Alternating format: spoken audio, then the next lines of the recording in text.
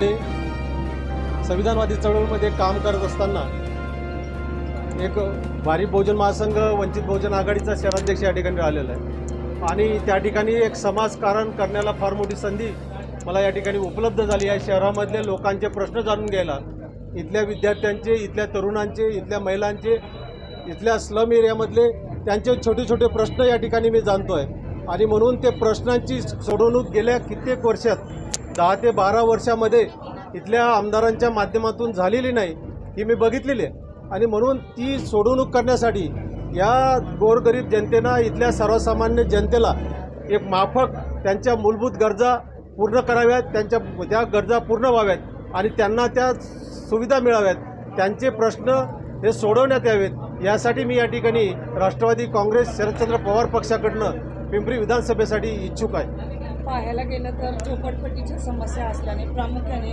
कोणता विषय हाती घेऊन समस्याचं निवारण करणार आहात? या पिंपरी विधानसभेमध्ये झोपडपट्टी फार मोठ्या प्रमाणात आहे, मोठमोठ्या झोपडपट्ट्या या ठिकाणी आहेत आणि गेल्या 20 वर्षापासून त्या सर्वे झाल्यानंतर त्याचा विकास झालेला नाही, पुनर्विकास झालेला नाही आणि ही जी काही SRA योजना आहे ते फक्त बिल्डरसाठीच बनवलेली काय अशा प्रकारची शंका इथले नागरिक व्यक्त करतात, कारण की त्या नागरिकांना सरसकट त्याचा फायदा नाही।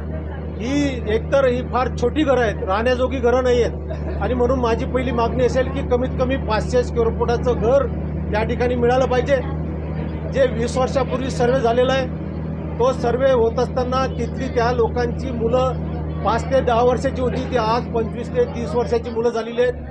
ती मुलं आज त्यांची लग्न झालेली आहेत, त्यांना सुद्धा घरं मिळाली पाहिजेत, सरसकट घरं मिळायला पाहिजेत आणि म्हणून कुटुंबाची व्याख्या या ठिकाणी झाली पाहिजे। 18 वर्षापेक्षा जो कोणी आज मोठा असेल त्याला सुद्धा घर मिळालं पाहिजे आणि सरसकट घर मिळालं पाहिजे आणि ते सुद्धा लवकरात लवकर। कुठल्याही प्रकारचं आमिष, कुठल्याही प्रकारची दमदाटी इथल्या बिल्डरच्या माध्यमातून झाली नाही पाहिजे। इथल्या SRAच्या माध्यमातून एक चांगल्या पद्धतीचा सर्वे करून सर्वांना घरं हे देण्यासाठी मी या ठिकाणी प्रयत्नशील असणार आहे।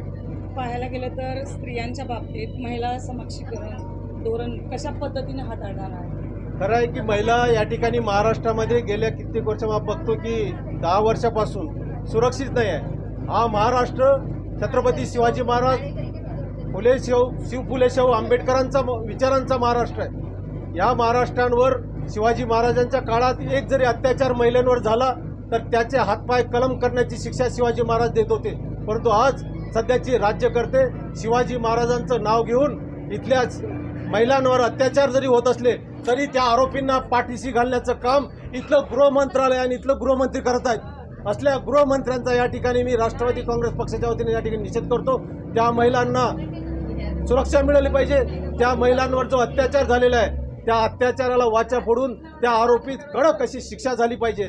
यासाठी मी सभागृहात जाण्यासाठी सक्षम या ठिकाणी सभागृहात जाऊन महिलांचे प्रश्न त्या ठिकाणी मांडणार आहेत आणि असल्या प्रकारच्या ज्या काही प्रवृत्ती अत्याचार करतात त्या प्रवृत्तींना ठेचण्यासाठी मी नागरिकांच्या मदतीने त्या विधानसभेमध्ये आवाज उठवणार आहे आणि त्या प्रवृत्तींना वेळीच आळा घालण्याचा प्रयत्न करणार आहे। महापालिकेने तृतीय पंथीयांना देखील चांगल्या प्रती नोकरी देऊन स्वाभिमानी जगण्याचा अधिकार दिलेला आहे। खरं आहे की तृतीयपंथीयांना सुद्धा या समाजामध्ये जगण्याचा अधिकार आहे, त्यांना सुद्धा त्यांचं पोटापाणी, त्यांचं कुटुंब, त्यांचा उदरनिर्वाह चालण्यासाठी जो काही महानगरपालिकेनं तो एक पाऊल पुढे केलेलं आहे ते एक सामाजिकदृष्ट्या एक चांगलं खूप मोठं पाऊल आहे। त्यामुळे मी महानगरपालिकेचं आणि त्या इथल्या आयुक्तांचं, त्या तथाकथित आयुक्तांचं सुद्धा या ठिकाणी धन्यवाद व्यक्त करतो आणि आमच्या पक्षामध्ये सुद्धा हीच परंपरा आहे, लोकशाहीची परंपरा आहे की या पक्षामध्ये सुद्धा तृतीयपंथीयांना राष्ट्रीय प्रवक्ता शरदचंद्र पवार साहेबांनी केलेला आहे।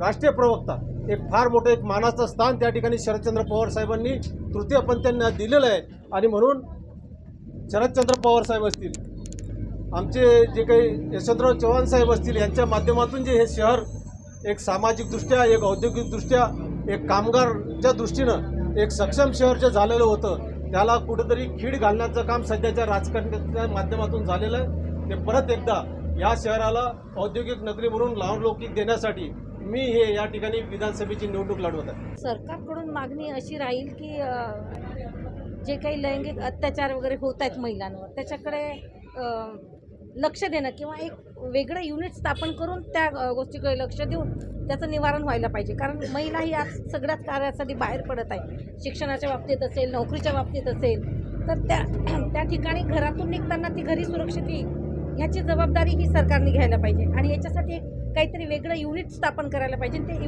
वेगळं युनिट स्थापन करून त्याची अंमलबजावणी झाली पाहिजे की खरोखर ही स्त्री, ही महिला ही सुरक्षित आहे का, आणि ती नाही तर का नाही आहे. आणि ते जे काही अत्याचार करणारे असतील त्यांना कडक शासन झालं पाहिजे. कारण कसं होतंय, जोपर्यंत यांना शासन होत नाही, जोपर्यंत यांना पाठीशी घातलं जातं, तोपर्यंत मग हे निर्भीडपणे वावरतात, निर्भीडपणे ह्या अशा चुका करतात. ज्यावेळेस एखाद्याला चांगली शिक्षा झाली किंवा एखाद्याला फाशीची जरी शिक्षा झाली तरी बाकीचे सावध होतात. एक म्हण आहे मराठीमध्ये, पुढच्याच ठेच मागचा शहाणा. जर अशा प्रकारचं एक नियोजन केलं सरकारने तर नक्कीच ह्या गोष्टीला आळा बसणार आहे. अशा प्रकारचं माझं एक वैयक्तिक असं मत आहे की महिलांसाठी ह्या योजना ही सुरक्षित व्हायलाच पाहिजे.